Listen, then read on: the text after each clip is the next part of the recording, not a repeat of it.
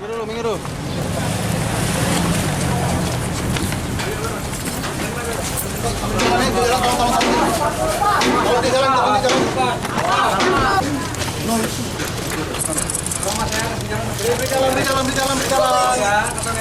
Kalau memang ada proses hukum, ya saya sebagai saja. Makasih ya. Dinyatakan lengkap atau P21 oleh Kejaksaan Agung.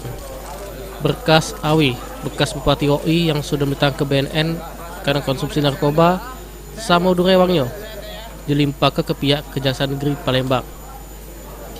Proses pelimpahan tahap 2 ini dilakukan BNN Pusat sama Kejaksaan Agung dengan pengawalan dari pihak BNP Sumsel. Juru proses pelimpahan ini, Awi sama Durewangyo yang datang dari Jakarta ini, dilakukan pemeriksaan terlebih dahulu berkasnya oleh pihak Kejaksaan Tinggi Sumsel sama Kejaksaan Negeri Palembang. Selain itu, Awi sama Durewangyo dilakukan pemeriksaan secara serempak oleh pihak Kejaksaan Tinggi Sumsel sama Kejaksaan Negeri Palembang. Kopi setelah berkas dinyatakan P21, otomatis penyidik berkewajiban menyerahkan tersangka dan barang buktinya, yaitu ke Kejari Palembang.